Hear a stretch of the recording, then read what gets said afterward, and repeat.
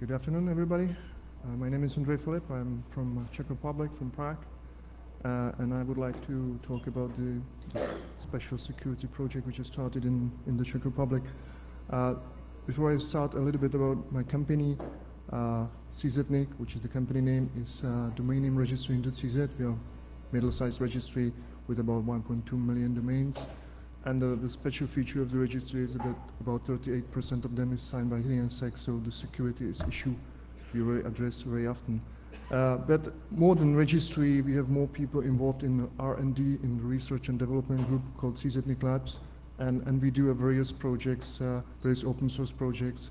I think BERT was presented at this forum a couple of years ago, and NodeDNS, high-performance DNS server, also a very interesting thing maybe for this community. But to the project Turris, we started about a year ago, and the idea was called very nice name, project of shared cyber defense, and we wanted to address three main issues. First of all, we wanted to do some security research. We wanted to improve the area of end-user security and also to improve the situation of the home routers, so those small devices that everyone have home and doesn't touch it, but it works for him. So the security research. Currently, we do a lot of stuff in security field. We run HoneyNet. We collect a lot of DNS-related data. We do many anomaly detection techniques on top of the data, but we have very little information about the end users, the network, the ends of those networks. So we wanted to have some more data from this field, so that we came with the idea to put some probes closer to the end users and see what happens there. We wanted to distribute those probes to as many networks as possible within the country, and we wanted to run the same algorithm we use for DNS, the IP anomaly detection mechanism. To help the end users, we wanted to create a firewall, data adaptive firewall, which will be based on those data we will collect, or we will collect from the other parties. And one of them might be the national CERT team, CERT-CZ, which is also run by us, actually. And that team has cooperation with many other agencies, collecting a lot of information about some security or some compromised devices. And the third issue, the home routers, Soho routers, you probably know, all of you know the situation. They usually don't have good, if any, support of IPv6. They have many problems with DNSSEC. I haven't heard about any performing DNSSEC validation. If you buy it, the only thing you can just switch it on, configure it, but you cannot do anything else. You cannot usually legally access it, so there is no support for any other application. Those devices have just a limited set of security features, again, if any. And one big issue, there is not an easy way how to upgrade them. Those producers, manufacturers, mainly in Southeast Asia, they just ship it to Europe, US, and 3 months later it's sold to the end users, and the firmware is 1 year old with many bugs. There is usually non-newer updated firmware, and if exists, those people who got those boxes are not able to upgrade it. So sometimes it's very frustrating. There's a lot of bugs in those devices, and currently some of the botnets use those devices. So, and people are not aware of it. So they just forget it's a normal computer running in your home 24 hours, and it may do a lot of bad stuff. So so back to the data collection. So we set a goal to have about 1,000 of those boxes. We wanted to give it for free to the people for tax purposes. It's officially a lease for 3 years, and the price is 5 US cents, so really just a symbolic price. And we tried to find some hardware that would be, without mechanical parts, nice enough that you could use it as your home router, but on the other hand, powerful enough to to forward about 1 gigabit of traffic, and in meantime doing some security analysis. So we couldn't find any hardware on the market, so we decided to develop our own, and that's how the hardware development and part of the research started. Also, when we are doing such a hardware, quite powerful, we wanted this hardware to have some additional features to increase the value for the end users. So it should have a lot of ports and a possibility to run as a print server, NAS and stuff like that. So that's how the road to Turris was developed. We start development from scratch, and this is the final of it. So it looks like this. It's a aluminum blue box, which is given to the people. It looks like a normal ham router, right? But inside the heart is Freescale 1.2 gigahertz processor, about 2 gigabyte of memory connected by DDR3 slot, a quarter gigabyte of flash memory, which is used for the operating system, and a 60 megabyte of another flash, which is used as a backup system in case anything fails. It has 5 LAN ports, gigabit LAN ports, which are connected through 2 gigabit lines to the CPU, and one WAN port, which is directly connected to CPU, so basically 6 gigabit ports. It has 2 mini PCI Express interfaces inside. One is occupied by the Wi-Fi card, and we use 3x3 MIMO card, but of course it can be changed. It's just a card inside. It has 2 USB 2 slots, and internally a lot of pin headers, many internal interfaces. So it's quite flexible if you want to play with that. So some UART port, SPI, I2C, GPIO pins for whatever purposes. So quite flexible if you want to play with that. We also included one micro SDHC slot, so you can put there another flash memory if you wish. We thought it might be helpful, but at the end of the day, we couldn't find any usage for it. But some people use it as a storage, so it's free if you want to use it. Although it's quite powerful and it's really capable of forwarding more than gigabit of traffic, it doesn't have high power consumption, so you don't have to be afraid if you switch it on in your home. It varies on the load and how much Wi-Fi is used and stuff like that, from 9 to 14 watts, and of course, but you can use also the USB to power other devices. So then, in that case, the consumption increases, but that's of course your option. And the whole thing is licensed under open source. So all the plans, how to manufacture it, are on the website. So if you wanna make your own devices, you are free to do it. So this is it, as I said. And you can see inside, nothing surprises, but nothing mechanical, no fan, nothing like that. It has one killer feature, something that really people love. It's maybe you saw that problem if you have some device with with some LEDs that it's not very convenient if it's switched on in a room where you also sleep, which some people have that problems. So that's why there is a button at the back which can dim all those LEDs, and that's a feature beloved by many students running this device in their sleeping room. Those LEDs are really software manageable, so many people use it for various purposes.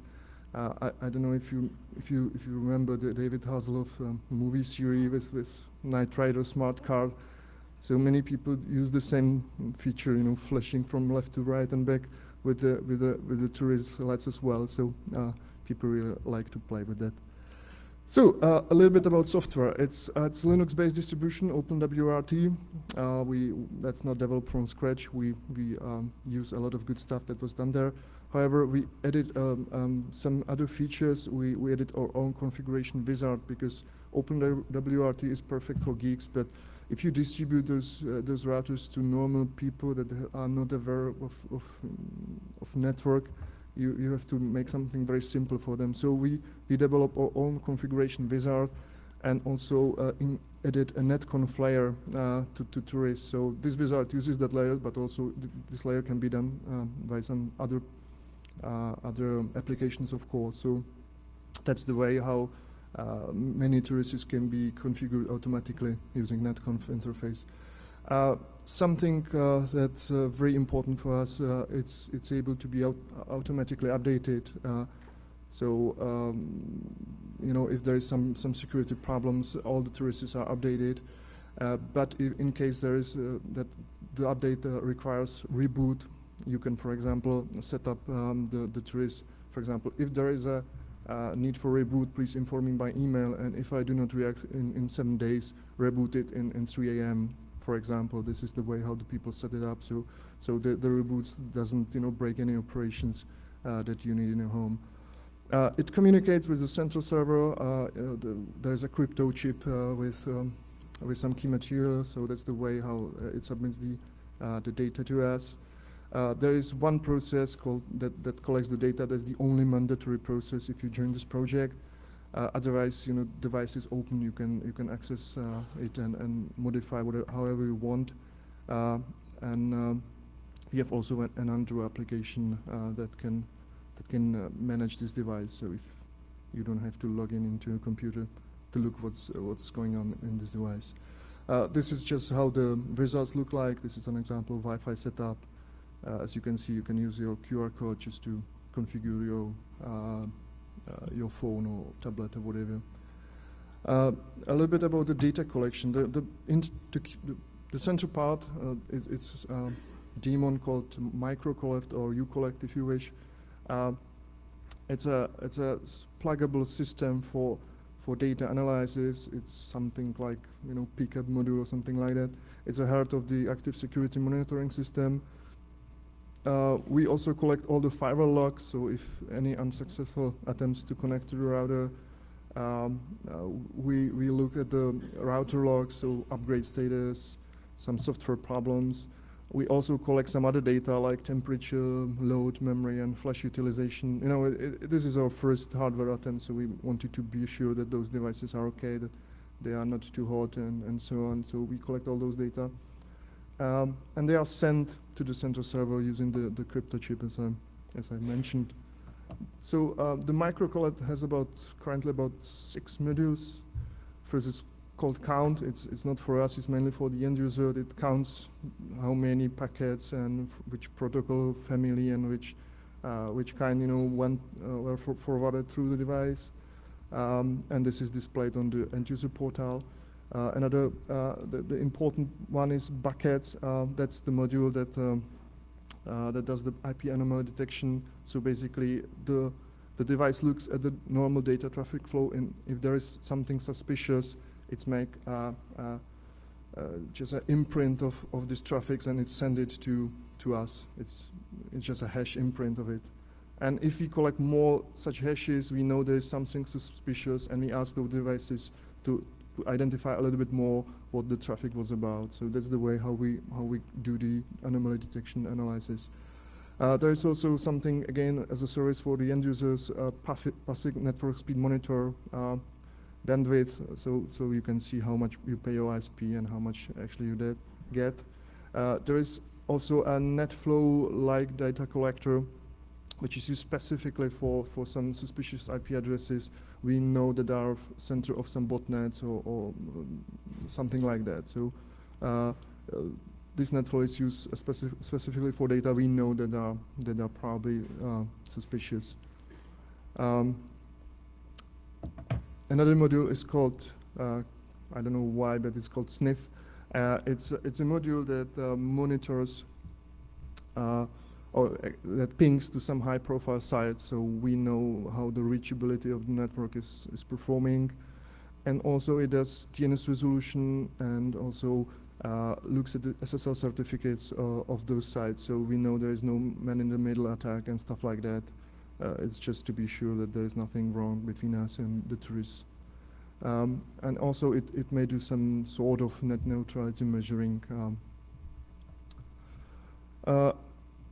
Last deployed module is called Spoof. We use it to test ISPs whether they conform to BCP38. We have some club in the Czech Republic of ISPs that have some higher security standards. This is called Phoenix. It's associated by the local internet exchange point NICCZ, and And this is the way how we test that those ISPs that join this project are actually doing what they declare, for example. The botnet monitoring, the key part of it, we are trying to find some botnets, some malware, something wrong on the network. We are getting from various sources some list of IP addresses of CAC botnet centers. So we capture, as I said, flow data from the traffic that goes to those IP addresses. And if we see something suspicious, we report it to the end users, because that's obviously probably some virus or something in their network. And if users want, they might want to trigger capturing the whole communication, because we never go into the packet load. We just stay in the header part of packets, because we don't want to tap wire the end user's communication.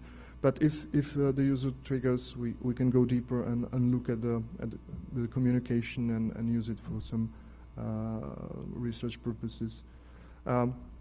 We detected about 20 infected computers, about roughly 2% of the current end users, which I expected a little bit more. So there's probably a high percentage of geeks in the project, as this is not a project for the normal end users. The fiber logs, we analyze about 6 million logs a day, log entries a day.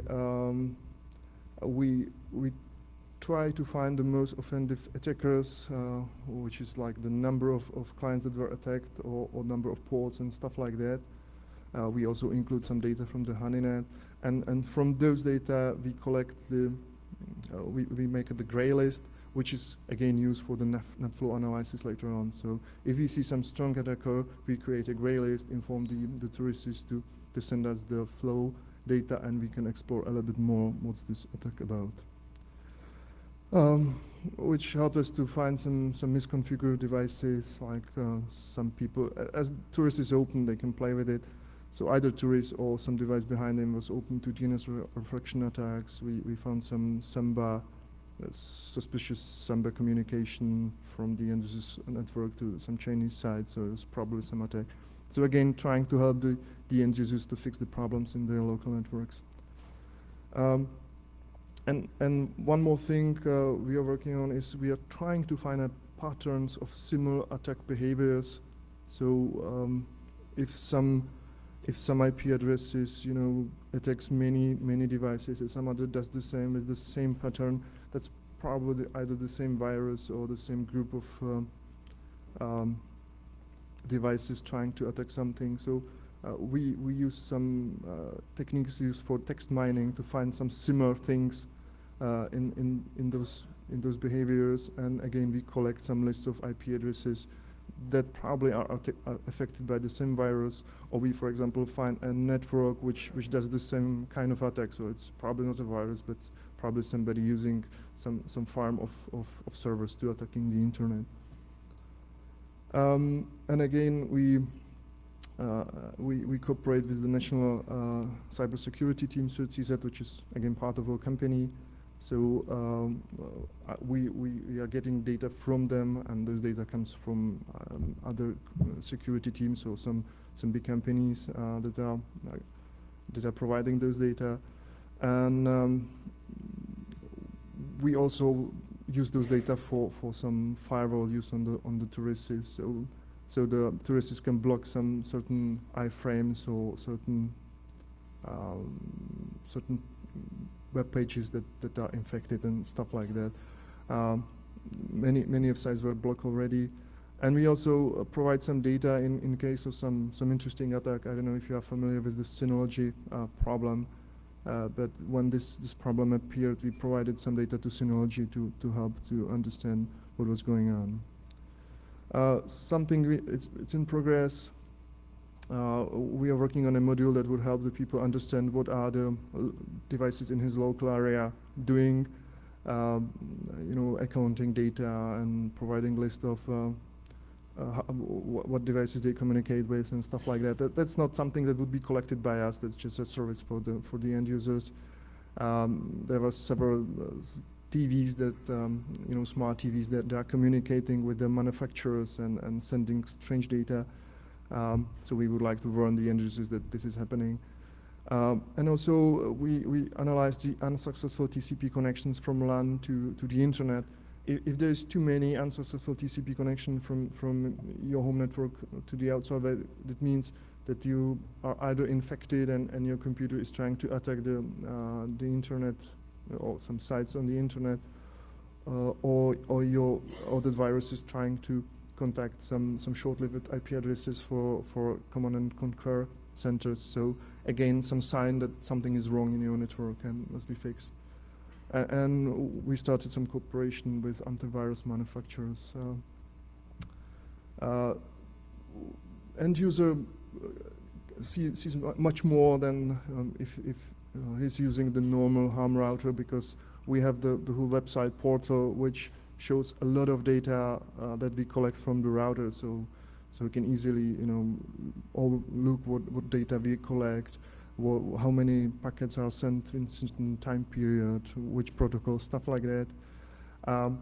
We also provide a lot of tutorials. That's the part that we would like to give some another advantage to the end users. So there's a lot of tutorials how to change Turris to NAS server, to use this as a DLNA server, to have VPN server or client if the user wish.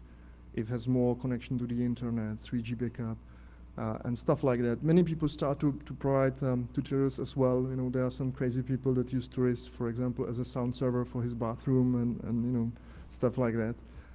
People play with it, and that's why we have the end user forum where people communicate and tell us the story. This is just a screenshot of it. A little bit about the legal basis of the project. As I said, it's technically it's leasing for 3 years, and after 3 years you can buy the device again for 5 US cents, so for nothing mainly.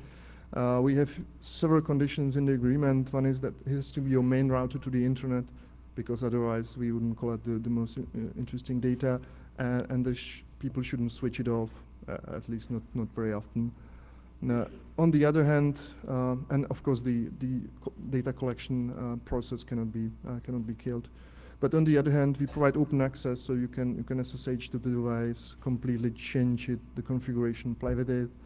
You can do whatever you wish if you don't stop the data collection stuff. Of course, probably you might think of the privacy, because we collect a lot of data from the end users. So we started really very carefully. We first consulted this project with the local personal data protection authority. And then when we prepared the agreement, we sent it to the community and asked for feedback. So we get a lot of feedback. We modify the contract. Everything we do is open source, so everybody can verify that what we declare we really do. So that was probably the reasons why we got a positive Big Brother award in 2013, and we were named as an example how private data collection can be done correctly. So some interesting facts. It's roughly 1,000 devices online, transfer about 6 terabytes of data every day. Small percentage is IPv6. We register about 8,000 IP addresses that tries to connect to more than 20 devices, so probably some attackers. And we did some 6 major releases of the operating system without breaking any device, which is great. And several minor releases. For example, when the Heartbleed attack appeared, we were able to fix it in a few days.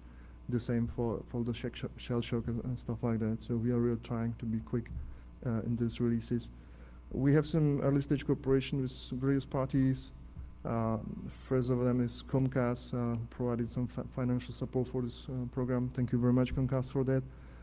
We are working in cooperation with RIPE Atlas, RIPE NCC who would like to make a software module RIPE Atlas, running on Turris. So Turris would act like a RIPE Atlas probe, and we have some cooperation with antivirus companies and also the National Czech Telecommunication Office, the Czech FCC is very interesting to be able to use some data about the traffic, so they can measure that declared data in the agreement are really sold to the end users. So something we are currently discussing. Future we decided to have a new version 1.1, new hardware version of the Turris router. It's basically the same thing. We did some minor hardware improvements like USB 3.0 slot interface and also a SIM card slot, so it can be easily used for some LTE router. We would like to manufacture again 1,000 pieces and use the same model, so it's just the extension of the current topic, nothing new. And because VDSL or ADSL, DSL connection is quite popular in our country, we are working on a very small factor, tiny interface, a VDSL interface, basically VDSL to Ethernet bridge that could be USB powered, so you can just plug it to your Turris, and you don't need any other third-party modem to be able to connect to the DSL network. So, sorry. Last slide, because we got many requests from many people after we presented Turris. How can I buy this device? It's cool, and we say no, guys. So we are not for-profit company. We are not a manufacturer of hardware. So we never thought that it could be interesting for anybody except the research project. But on the other hand, we have some hardware team, some very good experience how to make those devices, and also the software I think is unique.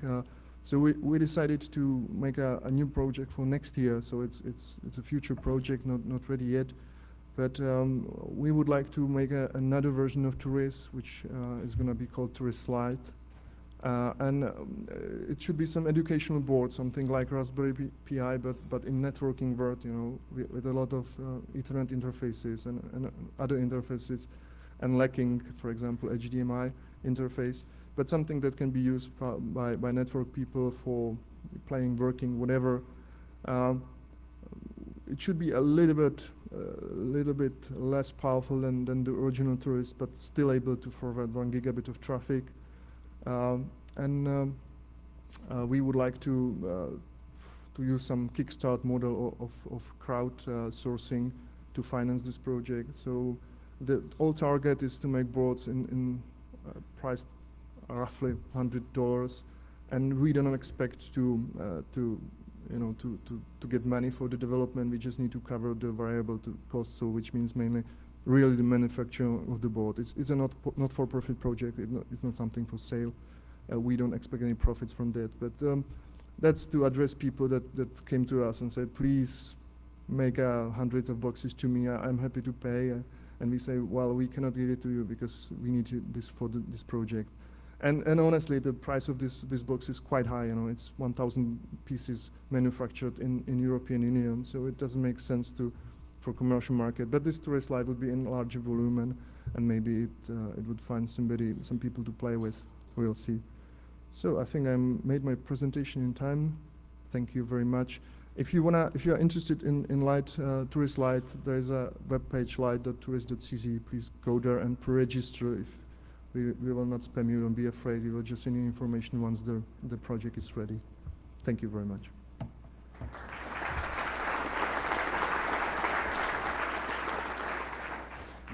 We do have time for a question or two. Dan, is that you? Yes, it is. How's it going, man?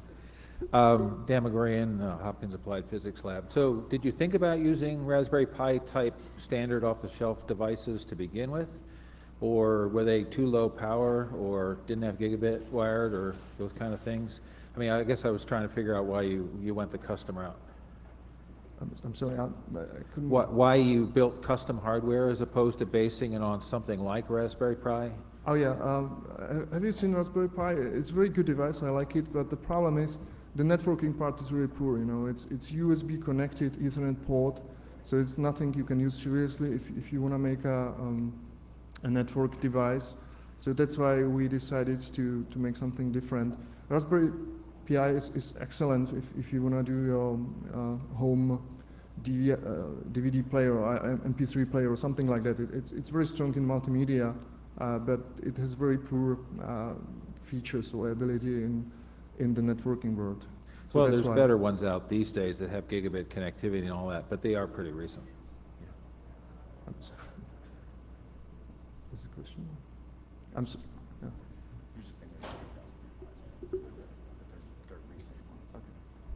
Any other questions? Okay, thanks, Andre. Thank you.